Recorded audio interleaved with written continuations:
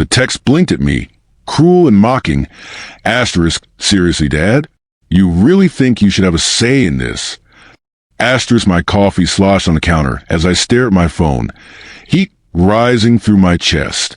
If you're watching this, subscribe and comment where you're watching from. I lean back in the worn leather chair of my Dayton kitchen, the late summer sun cutting through the blinds in sharp lines. Outside, the neighbor's lawnmower droned on, a rhythmic backdrop to my disbelief. Kyle, my son, had just laughed over something I thought mattered, something that could cost him and us a lot of money. The pile of unopened mail on the counter didn't help. Bills, property notices, reminders about taxes. Everything was overdue in my mind because he dismissed my concerns as old man paranoia. Just relax, Dad, he'd said. But he didn't see the contract clause I discovered buried in the HOA paperwork. He didn't see the way the numbers didn't add up. He didn't see the edge I was quietly sharpening. I rubbed my temple and glanced at the framed photo of my late wife on the wall. She had always said, "Don't fight battles you can't win." But that was before Kyle laughed at my tears, before he made me feel invisible in my own family's affairs. A sudden knock at the door startled me. The UPS guy held a package, and I signed for it absent-mindedly, mind still spinning. This was going to be bigger than I thought. Bigger than just one mocking laugh. I set the box down and stared at it, realizing that the first move had just arrived, unmarked, ordinary, and yet full of possibilities. I could feel the tension in my shoulders, the hum of the AC blending with the distant freeway noise. My heartbeat quickened as I considered what I could legally do, how I could expose the truth without breaking the law, without turning myself into a villain I was so careful to avoid being. If that sounds harsh, here's how we got there. I picked up the mail again, pulling out a letter I'd almost ignored, a notice from the county records office about ownership filings. And suddenly, the plan started forming. Not a reckless, emotional reaction, but a measured, legal maneuver that could make Kyle finally pay attention, finally respect the consequences of his choices. I exhaled, gripping the edge of the counter. This wasn't just about money. It was about respect, boundaries, and finally making him see me, not as a nagging old man, but as someone who could and would act when crossed. I sank into my recliner, the leather creaking under my weight, and let my thoughts circle like a slow-moving storm. The hum of the AC filled the room, mingling with the faint buzz of traffic from the nearby I-75. Even the smell of my morning coffee, bitter and strong, felt sharper somehow, as if the world itself had conspired to make me notice every little detail. I couldn't stop replaying Kyle's laugh, the way it cut through me like a blade. For years, I clung to the idea that silence was safer, that keeping the peace, even when it felt wrong, kept the family intact. That belief had shaped nearly every choice I'd made since retiring from accounting. I'd avoided arguments about property, money, and investments, thinking, asterisk, let it slide. It's not worth it. Asterisk, but when the one person who mattered most, your own child, mocked your concern, that philosophy crumbled overnight. I could feel the tension in my shoulders and the ache in my lower back from sitting too long. I traced the rim of my coffee mug absent-mindedly, thinking of every time I'd let something slide. Each time I swallowed my words, each time I avoided confrontation, I'd hoped it would keep the peace. Instead, I'd built a habit of erasing my own voice, letting the people I loved trample over boundaries I hadn't bothered to enforce. The truth hit me. My misbelief wasn't protecting me. It was enabling him. And the more I reflected, the more I realized that boundaries weren't just about controlling someone else's behavior. They were about safeguarding my own dignity. Maybe that's what anger really was. A signal, not a flaw, telling me something was worth defending. I wandered over the kitchen window and looked out at the quiet suburban street, rows of neatly trimmed lawns shimmering in the afternoon sun. The Miller's golden retriever chased a tennis ball across their yard, blissfully unaware of contracts, HOA regulations, or family drama. I envied that kind of oblivion for a moment, but only a moment, because I knew I couldn't afford to ignore this anymore. Not after the laugh, not after the mockery. I thought about all the little signs I'd ignored, emails about property maintenance, notices of late fees, Conversations where Kyle brushed off my concerns with a smile and a wave. The documents I'd buried in folders, the ledger I'd meticulously kept for decades, all of it suddenly felt like ammunition. If that sounds harsh, here's how we got there. I ran my fingers over the stack of county filings on the counter. Each one was a record, a fact, a foothold I could legally leverage. I didn't have to raise my voice. I didn't have to resort to threats or tricks. Just numbers, dates, and rules, the quiet, methodical instruments of accountability. It was almost comforting, knowing that the law and clear documentation were on my side, even if my emotions had been ignored for so long. The hum of the refrigerator, the soft ticking of the kitchen clock, and the distant sound of a school bus on Main Street became a rhythm, almost like a metronome guiding my thoughts. I realized I'd been underestimating myself all these years, thinking my voice didn't matter. But it did. And this careful, deliberate planning would finally make him see it. By the time evening settled in and the sky turned the dull orange of a fading sunset, I'd made a quiet vow. I would act. I would use the tools I had, contracts, records, procedures, to create consequences that were fair, legal, and impossible to ignore. Not revenge in the vengeful sense, but accountability. That, I decided, was the only way to finally protect myself and reclaim the respect I've been denied for far too long. But the truth didn't start that night. It started months earlier. It all began in small, subtle ways that I didn't notice at the time. Our family rental property on North Main Street had always been a source of pride, though also constant worry. Kyle, my son, had taken over the day-to-day management after I retired, and I trusted him, maybe too much. I believed he'd follow the rules, pay contractors on time, and file the proper paperwork. But life has a way of exposing the cracks we don't want to see. I remember one humid July morning, walking into the kitchen of my Dayton home with a stack of invoices. The smell of my breakfast toast, slightly burnt, mixed with the AC's weak hum. I tried to casually mention to Kyle that the landscaping company's bill had doubled from last year. His eyes flicked up from his phone and he smirked. "Relax, Dad. They're just estimates. I've got it under control." He laughed, like it was funny I'd even worried. I forced a tight-lipped smile and nodded. Weeks later, I discovered an email thread buried deep in my inbox. It was from the HOA, noting unpaid fees and a warning about code compliance. I had to squint to see the dates. One notice sent in March, another in April, and yet Kyle had filed nothing. I brought it up casually at dinner, hoping he'd correct it before it became a real problem. Instead, he laughed again. "Chill, Dad. I told you I've got this." That laugh, sharp, dismissive, gnawed at me. It wasn't just the money. It was the principle. I had spent decades crunching numbers, balancing books, and maintaining order. The idea that my own son could disregard what I considered fundamental responsibilities felt like betrayal. And yet, I stayed quiet, thinking he's young, he'll learn. Another scene that haunted me happened in the middle of May. The property inspector showed up unannounced while Kyle was at work. I had called to ask if he'd scheduled it, and he waved me off, saying, "Don't stress, Dad." That day, I had to meet the inspector myself. Paperwork wasn't in order. Some maintenance records were missing. I spent over 2 hours scrambling, taking notes, and figuring out how to cover the oversights. By the time I returned home, Kyle shrugged and said, "See? Nothing bad happened." But I knew something could have. Then there was a small, overlooked lease clause I stumbled across while reviewing old documents. It stated that any property maintenance or financial mismanagement could be audited, and fees could be reassessed if negligence was proven. It was one of those clauses most people skipped over, buried in fine print.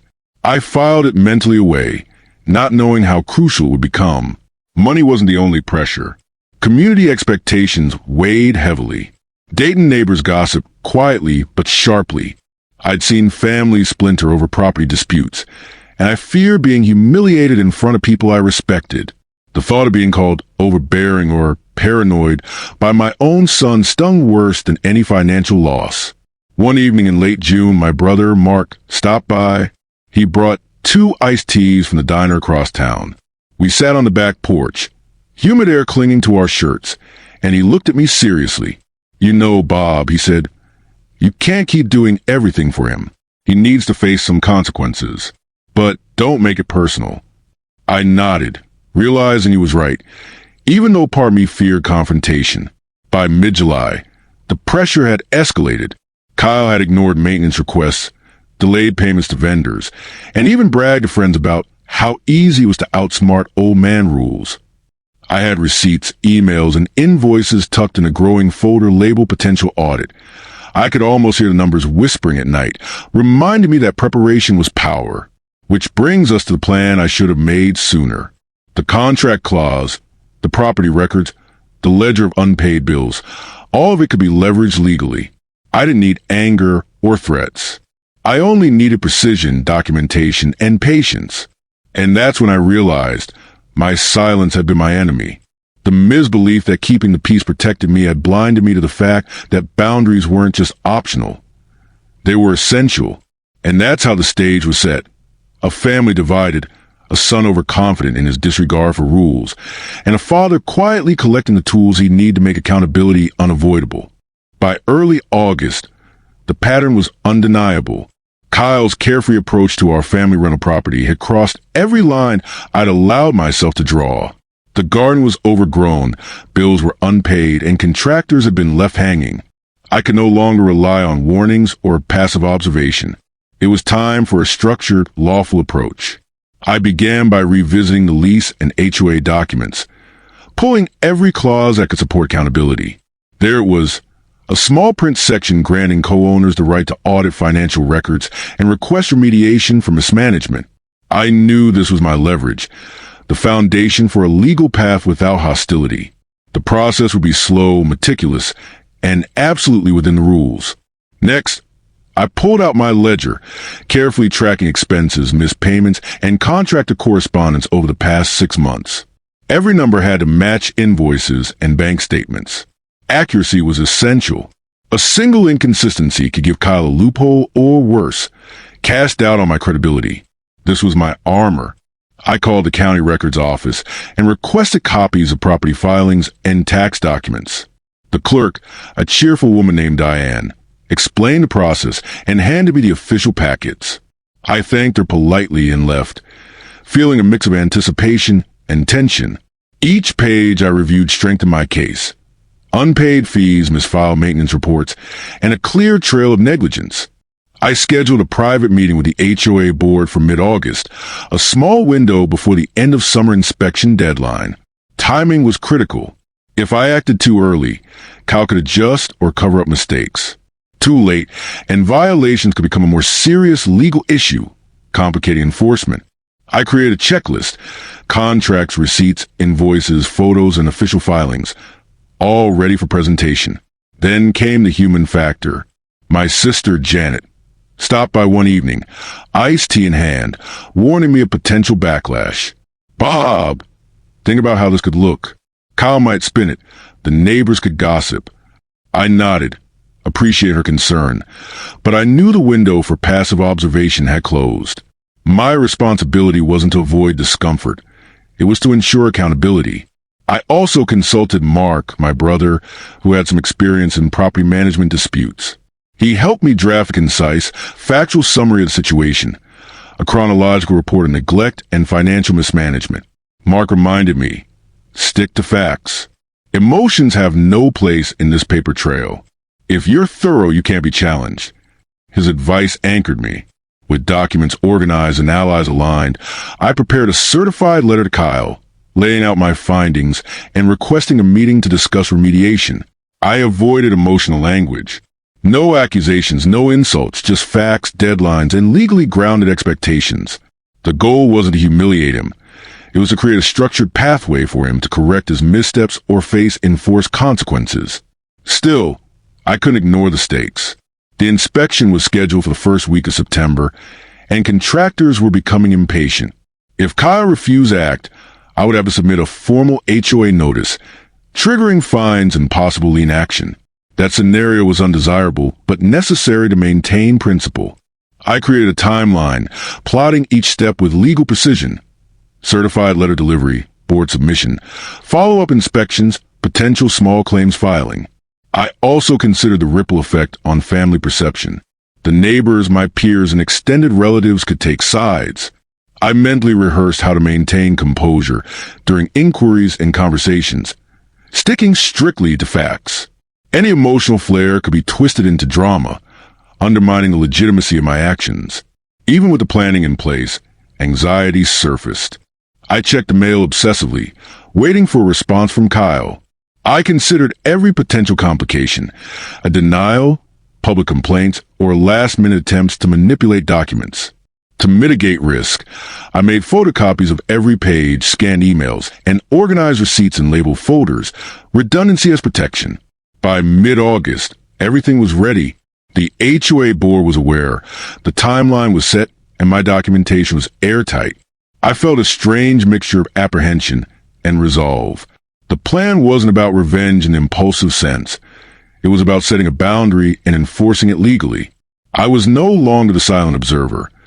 I was a careful, deliberate executor of accountability. Then the pushback started. Kyle texted a vague "can we talk?" but ignored my proposed meeting times. He tried to delay the inspection by calling the contractors directly, insisting the property was fine. Friends was dropped by casually, fishing for information, making offhand comment about how strict I was being. I ignored all of it, documenting each interaction meticulously. Every phone call, every text, every visit became evidence in my growing dossier. I spent nights reviewing filings, double-checking dates, and refining my letter. The sense of urgency grew, not just because of impending deadlines, but because I could see the lesson I was trying to teach slipping away if I wavered. By the last week of August, the pieces were in place. Factual evidence, formal notification, and a legally sanctioned path to hold Kyle accountable. I stood by the kitchen window one evening, looking out at the quiet street. The hum of traffic and the chirping of cicadas seemed almost taunting, but I felt steadier than I had in months. This plan was not about anger. It was about precision, legality, and the principle that respect for rules and boundaries matters, even within family. And that's when I realized the real leverage wasn't in confrontation or emotional speeches. It was in facts, deadlines, and a well-documented path that Kyle couldn't ignore. The stage was set, the players in motion, and the first move had been made. The first week of September brought heat and tension, both outside and inside my modest Dayton home. The late summer sun pressed against the blinds, making the kitchen glow orange, and I could feel the rising anxiety gnawing at me like the buzz of cicadas. The plan was in motion. But as anyone who deals with family knows, even the best-laid strategies meet resistance in unpredictable ways. The first complication came almost immediately. A week after sending my certified letter, Kyle replied, not with acknowledgement or apology, but with deflection. Asterisk, Dad, this is overblown. You don't need to get the HOA involved. We'll fix it. Asterisk, he wrote. At first, I considered replying, trying to explain the timeline and consequences. But I remembered Mark's warning. Stick to facts. Avoid emotion. I filed the email in my documentation folder and did nothing. Silence, paired with evidence, was my first offense. Then the second complication emerged, a public layer. Kyle, savvy with social media, began hinting to friends and family that I was overreacting. He posted vague, casual statuses about parents who micromanage and overzealous retirees. It wasn't direct, but it was enough to make certain neighbors whisper. I could almost hear their commentary when I walked my dog past the street. For a moment, the familiar misbelief, keeping the peace, resurfaced. Was this going to backfire socially? I reminded myself that perception isn't proof. Facts are proof. And I had facts. The unpaid contractors, the misfiled maintenance records, the growing stack of invoices and HOA notices. I added Kyle's attempts at distraction to my documentation. Every vague social post, every casual denial, every friend, she said message became part of my dossier. The third complication was more personal. My sister Janet called, her tone urgent. Bob, don't let this consume you. People are talking. Kyle might spin this against you at the family reunion next month. I listened and acknowledged her concern, but reminded myself that accountability isn't optional. Letting him manipulate the narrative would only reinforce the misbelief I'd lived under for decades. That silence preserved harmony. I decided to double down, ensuring every step remained legally grounded. One afternoon, while reviewing the property ledger and invoices, I noticed a discrepancy I hadn't seen before. Kyle had submitted a maintenance expenses paid, but the bank statement showed otherwise. My pulse quickened. This mini-reveal wasn't a full story, but it signaled a deeper mismanagement than I'd anticipated. I photographed the documents, labeled them carefully, and added notes about dates and amounts. Every detail mattered. The ledger became my shield and my weapon simultaneously. The HOA inspection loomed, just 2 weeks away. I scheduled a follow-up with the county records office to verify filing dates and cross-check ownership documentation. Diane, the clerk, smiled knowingly when I mentioned the purpose. "Sounds like you're covering all the bases," she said. I nodded politely, grateful for her professionalism. These small confirmations bolstered my confidence. Legality and documentation were my allies. As the inspection approached, Kyle began pushing back more aggressively. Contractors called, confused about conflicting directions. Friends and neighbors sent me messages hinting that Kyle was spinning stories. A casual comment from a neighbor, "I don't know whose side to take," stung more than I expected. For a moment, I questioned myself. Was I being too harsh? Too procedural? Then I opened a late-night email from the HOA board. They had flagged some pending issues and requested immediate clarification from the co-owners. The timing was perfect.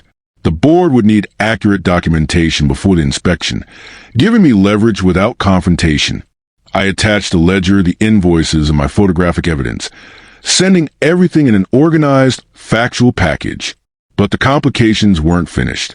Kyle tried one last maneuver. He invited a mutual friend to intercede, subtly suggesting that I was being too controlling and making a mountain out of a molehill. I noted every call, every text, and added it to the growing pile of evidence. The web of interactions was becoming complex, but I thrived on clarity. Facts cut through gossip. Facts created boundaries. Late one night, as I sat alone at the kitchen table, the soft of the refrigerator in the background, I realized that the stakes were higher than I initially imagined. This wasn't just about unpaid bills or mismanaged contractors. It was about respect, principle, and ensuring that Kyle understood the consequences of negligence. My misbelief that staying quiet preserved harmony had been tested repeatedly, and each challenge only strengthened my resolve. That's when I realized I'd been looking at the wrong problem. It wasn't just the property or the missed payments. It was Kyle's refusal to accept accountability, his mockery of my experience, and his belief that laughter could erase responsibility. To succeed, I needed more than documents. I needed to set firm, visible boundaries backed by law and procedure. I reviewed the timeline again. Certified letters sent, HOA documents submitted, county records verified, invoices compiled, inspection date fixed. The pieces were all in place. But I knew I had to stay vigilant. Any misstep or emotional response could weaken the plan. My approach needed to be precise, unwavering, and entirely within legal bounds. I exhaled, letting the tension drain slightly. The complications had tested my patience, my nerves, and even my belief in myself. But they had also sharpened my strategy, confirming that the path I'd chosen, meticulous, lawful, boundary-driven, was the right one. The stage was set for the next act, reframing the goal and preparing for the execution that would finally make Kyle face reality. The morning of the HOA inspection, the late August sun was just beginning to burn off the humidity, and the street outside was already alive with school traffic and joggers. I watched from the kitchen window, coffee in hand, as Kyle hurried past. Phone pressed his ear, looking almost frantic. Until this moment, I'd been focused on gathering evidence, documenting every misstep, and keeping my emotions in check. But something shifted that day, a clarity I hadn't expected. As I reviewed the ledger one last time, I realized that my goal couldn't just be proving him wrong. Accountability alone wasn't enough. If I stopped at exposing mistakes, I'd risk creating resentment that could poison the family long term. What I really needed was complete reframing. This wasn't about punishment. It was about boundaries, transparency, and forcing responsibility where it had been ignored for too long. I stood up, stretched, and went outside briefly, letting the warm breeze wash over me. I imagined telling Kyle, not with anger, but with firmness, "Here are the facts. Here are the rules. Here is what needs to be done. And here are the consequences if it isn't." Asterisk, that's when it hit me. Public clarity would be the most powerful tool I had. Boundaries aren't truly boundaries unless they're seen, understood, and enforceable. I pulled out my phone and sent a concise message to Kyle. Asterisk, we will meet at 2 p.m. at the property. Bring any records or receipts you think are relevant. We'll review everything together. Asterisk, I didn't demand an apology or lecture him. I didn't invite arguments. I simply stated the facts and set the boundary. Saying out loud, even in text, was oddly liberating. Then came the most important internal pivot. I stopped framing this as a battle of wills. Instead, I began to view it as a structured process, like balancing books or filing a legal claim. Each step had a measurable, lawful purpose. Each deadline, document, and communication wasn't a weapon. It was a tool for fairness. I could see it clearly now. By following rules and remaining methodical, I would not only protect myself, but I would also give Kyle the opportunity to correct course before consequences escalated. I prepared a folder for meeting. Invoices, receipts, HOA correspondence, county filings, and photos of property's condition. Everything organized chronologically. Everything labeled for easy reference. I reviewed my talking points silently, practicing calm, deliberate phrasing. Fact first, consequence second, boundary firm but neutral. No emotion, no lectures, just clarity. By 1:45 p.m., I was at the property. The inspection crew had arrived early, clipboard in hand, reviewing the lawn, the siding, and the aging deck.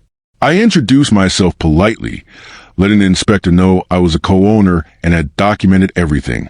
Kyle arrived 5 minutes later, flustered, phone tucked into his pocket. The tension was palpable, but I didn't flinch. I simply handed him a copy of the folder and said, asterisk, let's go through this together. Asterisk, something subtle but critical happened in that moment. Kyle's confidence, built on laughter and avoidance, began to crack. Seeing the organized documentation, the chronological clarity, and the public visibility of the inspection shifted the dynamic. He couldn't laugh, evade, or dismiss the facts. I wasn't arguing with him.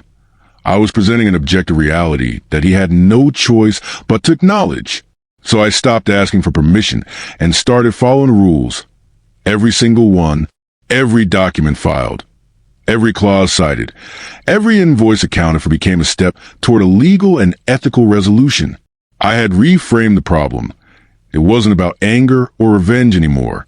It was about clarity, accountability, and visible boundaries. And with that shift, the stage was set for execution. The point where facts, procedure, and patience would finally force the consequence Kyle had been avoiding. After the midpoint shift, everything became a matter of precise, lawful steps. I wasn't reacting emotionally anymore. I was executing a strategy with measurable consequences. The folders, invoices, and county records I prepared were no longer just evidence. They were instruments of accountability. The first step was formal documentation. I submitted a detailed report to the HOA board, highlighting the maintenance failures, missed payments, and contractor delays. I included dated photos of the overgrown lawn, peeling paint, and broken deck railing. Each image corresponded with an invoice or repair request. I double-checked the email addresses, CCing both Kyle and myself, ensuring a verifiable record existed. Next, I drafted a certified letter to Kyle, clearly outlining the obligations he had neglected, the specific clauses in our co-ownership agreement, and the timeline for remediation. I included a note about potential HOA fines and property liens if the issues weren't addressed. The language was neutral, factual, and legally sound. I avoided any accusation or emotional phrasing. This was about rules, responsibilities, and enforceable consequences. I coordinated with the property inspector, scheduling a follow-up visit 2 weeks after the initial inspection. The inspector confirmed in writing the outstanding issues, creating an official record the HOA could rely on. Every conversation with him was carefully logged, and copies of his notes were added to my growing folder. Meanwhile, I contacted contractors who had been waiting for payment. I verified the amounts owed, requested receipts, and made sure all communications were documented. This ensured that any delays weren't attributed to my side, and that the record of negligence would be clear if the HOA needed to intervene formally. To further solidify accountability, I researched the small claims filing process in Montgomery County, Ohio. I didn't intend to file immediately, but knowing the limits, deadlines, and forms was critical. I prepared templates for potential claims, including copies of invoices, emails, and inspection reports. Each item was labeled, time-stamped, and cross-referenced with my ledger. Kyle, predictably, tried to push back. He sent a text implying that some repairs were unnecessary or overblown. I simply documented the text, added it to the folder, and replied with a neutral acknowledgement. Asterisk noted. All documentation will be reviewed at the scheduled meeting with the HOA and property inspector. Asterisk no argument, no emotional flair, just a record of deflection. By the third week of September, the follow-up inspection occurred. I was present, clipboard in hand, ready to point to every documented item. Kyle showed up, looking frustrated but quieter than before. The inspector went point by point, confirming what had been listed in my report.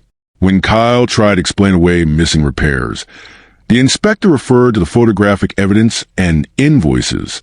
The facts spoke for themselves. After the inspection, I filed a formal request with the HOA Board for enforcement of fines on overdue obligations. I included all supporting evidence, inspection notes, invoices, emails, and photographs. The board confirmed receipt and noted that fines and potential liens could be levied if remediation wasn't completed. Again, all documentation included Kyle as a recipient, creating a public, verifiable trail. Throughout this process, I kept communication professional and strictly factual. Phone calls were logged, emails saved, and receipts organized chronologically. Every action was deliberate and within the law. I wasn't seeking revenge in the dramatic sense. I was applying rules and letting consequences unfold naturally. By the end of September, Kyle began responding differently. He scheduled contractors, paid overdue invoices, and acknowledged some of the mismanagement in writing. The shift was subtle but unmistakable. The boundaries, the documentation, and the legal procedures had forced him to act. I had achieved the execution phase not through confrontation, but through preparation, procedure, and accountability. I leaned back in my chair one evening, reviewing the ledger and noting the progress. There was a deep sense of calm satisfaction.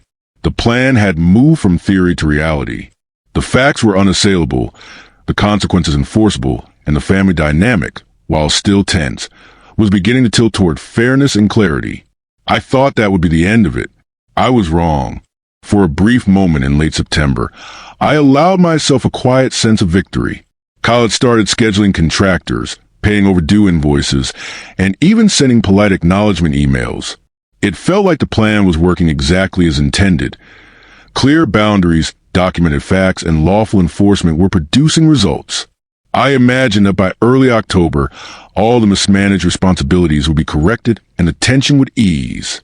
I even brewed myself an extra strong cup of coffee one morning, leaning back and savoring the small relief. But the calm was deceptive. 2 days after the follow-up inspection, the first complication hit. A call from one of the contractors. "Mr. Mason, Kyle canceled the last 3 appointments," he said. My stomach sank.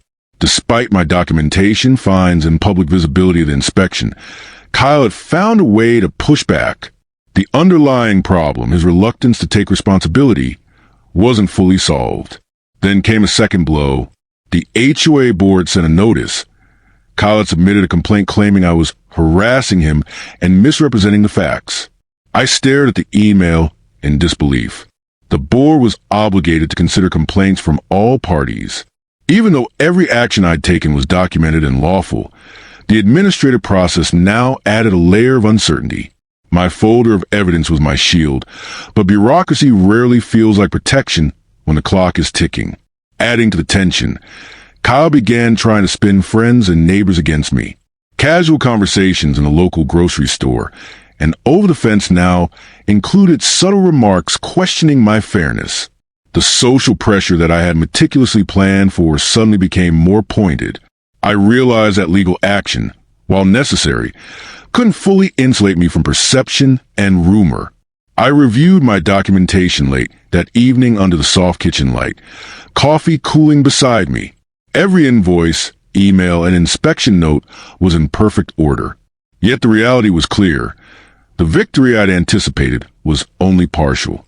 Kyle's deflection, combined with the HOA complaint, meant that the next steps required even more precision. Any mistake could be amplified, potentially undermining weeks of meticulous work. Then came a mini reveal, buried in an old contractor email thread. I discovered an oversight I hadn't accounted for. Kyle had signed off on a repair request months earlier, which meant he could claim some responsibility for incomplete work. This detail could weaken my case if presented incorrectly. I sighed, realizing that even the most careful plans need flexibility. Documentation alone wouldn't finish the job. I needed strategic recalibration. Despite the frustration, the setback forced clarity. I couldn't rely on momentum alone. I had to follow the rules rigorously, respond only with documented facts, and allow the process to unfold through the HOA and small claims mechanisms. The stakes were higher now. Failure to respond correctly could allow Kyle to avoid responsibility entirely. By the following week, I implemented a stricter communication protocol. Every phone call with Kyle was logged and confirmed via email. I submitted a formal response to the HOA complaint, attaching all previous documentation, clearly referencing inspection reports and invoices, and citing the co-ownership clause allowing for enforcement of obligations. I didn't argue emotionally. I simply presented facts and reminded the board that the process existed to maintain fairness and accountability. This period felt like a balance on a knife's edge. The apparent victory had backfired, revealing that Kyle's resistance was deeper than mere negligence. It was a behavioral pattern of deflection and avoidance. My next moves would have to be even more precise, grounded in law, and impossible to contest. If I didn't maintain calm focus, the weeks of planning, documentation, and measured action could unravel. I realized a lesson in real time. Legal boundaries and evidence are powerful, but they don't guarantee immediate compliance. Accountability often requires patience, persistence, and adaptation. And while the backfire felt like a setback, it was also a confirmation that the plan was reaching the critical point where true responsibility would be unavoidable. Until one line in an old message changed everything. It was a rainy Thursday morning when the breakthrough came. The steady drizzle against the kitchen window mirrored the tension that had been building for weeks. I was reviewing my documentation one more time before submitting a final HOA follow-up when a single line in an old email thread stopped me cold. Kyle had forwarded a contractor's invoice from 6 months prior, noting a payment had been covered by a client deposit. My stomach dropped. This wasn't a simple oversight or lazy negligence. There was a financial misunderstanding that explained part of the delayed repairs. For the first time, I saw the situation in a new light. Kyle hadn't been mocking or avoiding responsibility out of sheer defiance. The truth was more human. He had mismanaged a client deposit, thinking it was allocated differently, and the gap had snowballed into a cascade of unpaid work and administrative chaos. It didn't excuse his behavior, but it reframed his motives. He wasn't malicious. He was overwhelmed and blind to the impact of his mistakes. I cross-referenced this revelation with earlier evidence. The unpaid contractor invoices, the ignored emails, and the misfiled receipts. Everything fit, but the narrative shifted. The laughter and dismissive attitude at our family gatherings wasn't cruelty. It was a mask of embarrassment and stress. Kyle's positive traits, a stubborn dedication to his business, and a surprising knack for problem-solving, were hidden under months of chaos. This minor but critical humanizing detail changed how I approached the final enforcement of accountability. Now I knew exactly where to stand. The facts still demanded consequences, but the approach needed nuance. I could leverage the documentation, HOA rules, and county filings to enforce responsibility. But I also had to consider Kyle's perspective and the underlying cause of mismanagement. Punishment alone wouldn't teach the lesson. Clear boundaries, factual enforcement, and a transparent path for remediation were the tools that could resolve the conflict cleanly and lawfully. I prepared a final report for the HOA, explicitly highlighting the verified discrepancies, attaching invoices, inspection notes, and photographic evidence, but also noting the clarified misunderstanding about the client deposit. My communication with Kyle shifted in tone, still firm, factual, and boundary-driven, but acknowledging the human factor. I wrote, Asterisk, these records clarify the source of delays. Responsibility remains, and the steps outlined must be completed according to the HOA timeline to resolve outstanding issues. Asterisk, this was a pivot. By integrating the revelation into the plan, I ensured that the enforcement of consequences remained legally sound while avoiding unnecessary conflict escalation. I had discovered the root cause without compromising accountability. Every document was double-checked, every invoice reconciled, and every photo matched the ledger. The final plan was airtight, leaving Kyle no room to deflect or dispute facts, while giving the opportunity to correct his mistakes transparently. In that moment, I felt a rare calm. Weeks of meticulous planning, documentation, and patient observation had brought me to the edge of resolution. The major reveal didn't erase past frustrations, but it reframed the path forward. I could finally proceed with lawful, ethical enforcement that was proportionate, factual, and impossible to contest, while leaving room for understanding and eventual reconciliation. The pieces were aligned. The stage was set for final execution. Consequences delivered, lessons learned, and boundaries respected. The next phase would be the cathartic moment where preparation met reality, and Kyle would confront both the facts and the limits he had ignored for too long. The week after the major reveal, everything fell into motion.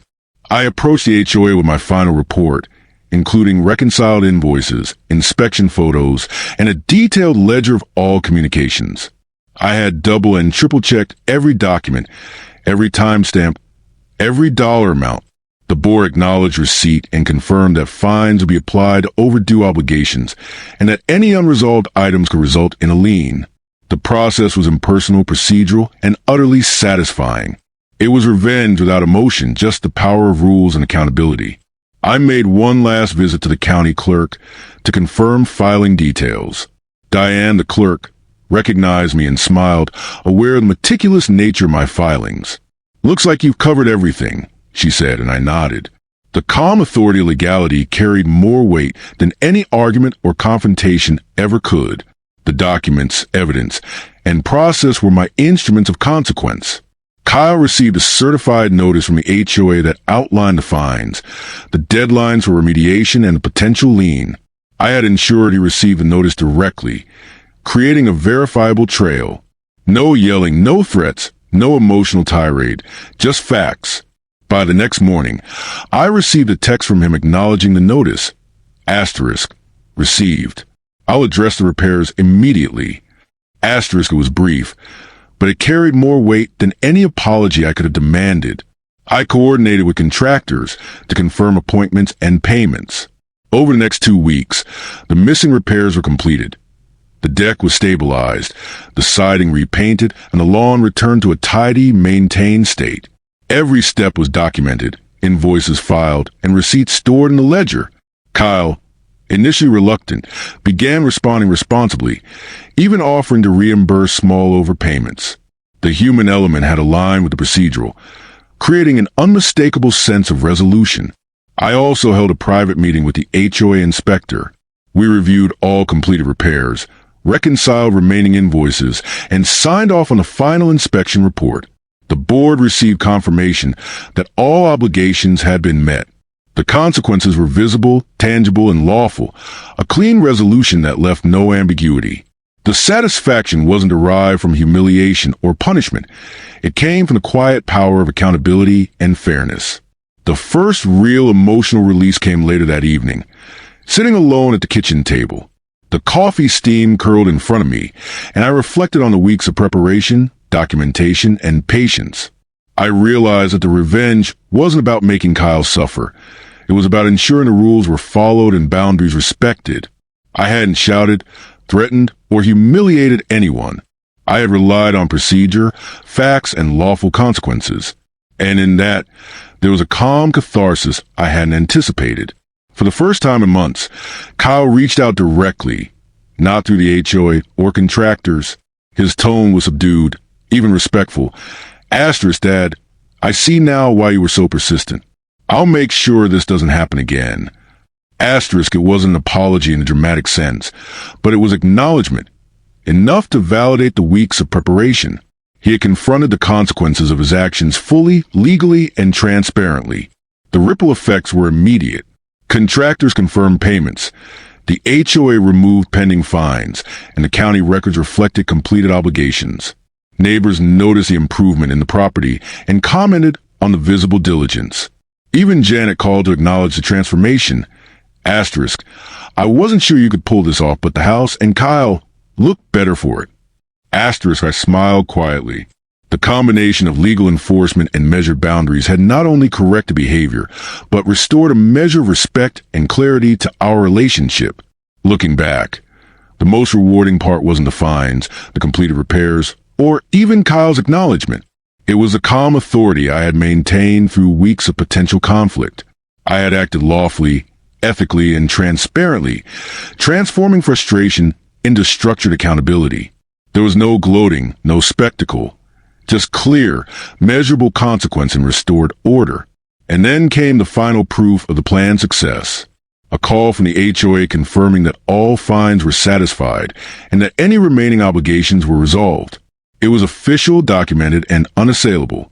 The ledger, once a tool of preparation, had become a permanent record of lawful accountability. The catharsis wasn't dramatic. There was no public humiliation, no emotional victory lap.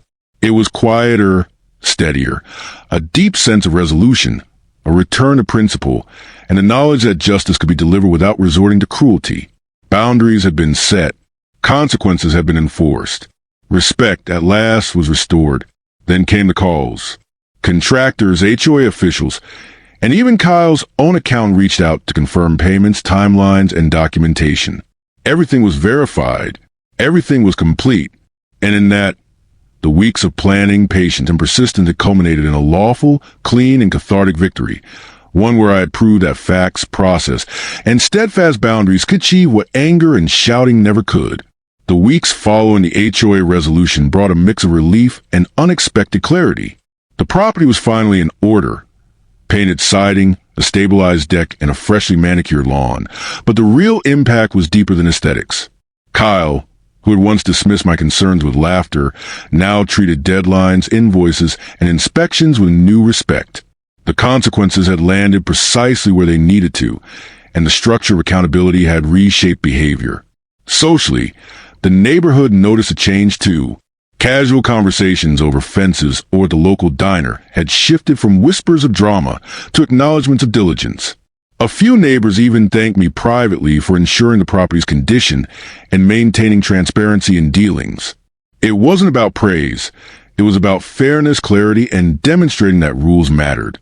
Kyle's own actions reflected the fallout.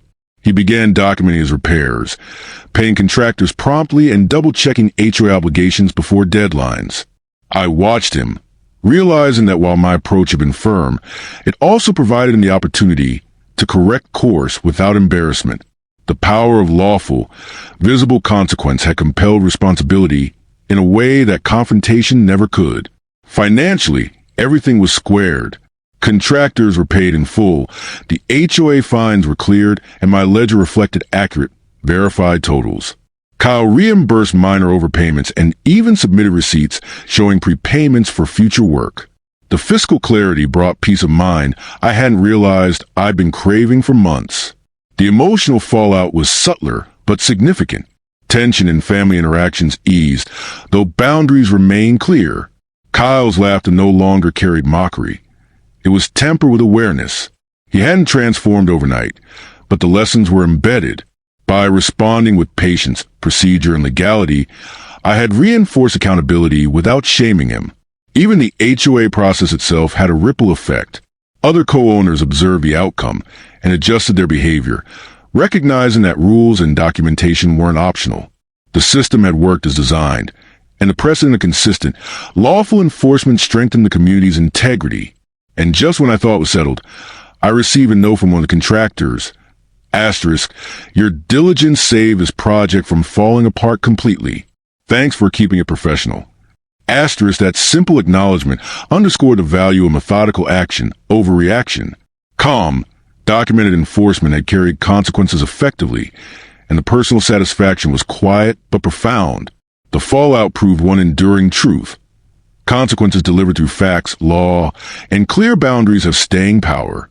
They reshape behavior, restore fairness, and build respect, without need for anger, drama, or spectacle. Just as I was settling into the calm aftermath, a subtle twist emerged, one that reminded me that resolution is rarely absolute. Kyle sent an unexpected email late one evening, attaching a set of receipts and a note. Asterisk, I noticed some discrepancies in your ledger from last month. I've corrected them. Asterisk, my first thought was irritation. After all, the major issues have been resolved. But as I reviewed the documents, a realization hit. He wasn't trying to undermine me. He had been quietly taking responsibility, double-checking figures, and ensuring the record was accurate. It was a second-look twist, a modest but meaningful shift. The same person who had mocked and avoided responsibility was now actively participating in transparency. Kyle had internalized the lesson I had been enforcing through procedure, documentation, and lawful boundaries. It wasn't dramatic revenge or a cathartic spectacle. It was growth, subtle but undeniable. At the same time, the HOA board reached out with a small note of appreciation. Asterisk, your detailed documentation made enforcement straightforward and fair. Thanks for maintaining clarity. Asterisk, the wild card, the institution I had relied on, had quietly validated the process. My methodical approach had created a system where accountability worked on its own, without me needing to intervene constantly. This double twist, the minor personal growth from Kyle and institutional acknowledgement, highlighted an important lesson. Consequences alone aren't always enough, but when combined with clear boundaries and lawful enforcement, even reluctant parties can adapt. And the most profound effect isn't public acknowledgement or dramatic confrontation. It's the quiet internal shift that changes behavior. For the first time, I allowed myself a small smile. The plan had worked beyond immediate objectives.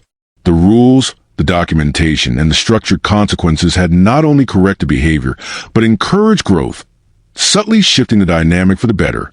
The morning sun streamed through the kitchen window, just as it had in the opening weeks of this ordeal. Only now, the space felt different, calm, orderly, and infused with quiet satisfaction. The coffee steam curled lazily above my mug, and the kitchen table, once strewn with invoices, folders, and inspection notes, was nearly clear. The ledger still sat neatly in the corner, a testament to the weeks of preparation, documentation, and patient enforcement. I glanced toward the backyard. The deck was solid, the lawn trimmed, and the siding gleamed under the sunlight.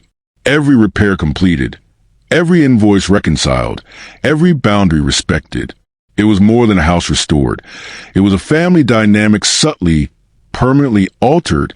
The laughter that had once been mocking had shifted, tempered now with awareness and responsibility. Sitting there, I realized the story wasn't just about consequences or legal enforcement. It was about clarity, patience, and accountability. By relying on lawful mechanisms, factual documentation, and firm boundaries, I had achieved resolution without drama or cruelty. The tension, the frustration, the back and forth, all of it had led to a calm catharsis that no shouting or confrontation could have created. The visual echo was undeniable. Same kitchen, same backyard, but a different energy. Calm replaced chaos. Facts replaced excuses. Boundaries replaced ambiguity. And in that transformation lay the ultimate lesson. Responsibility follows consequence, but growth follows understanding. If this hit home, subscribe and tell me your state in the comments. Your story might be next.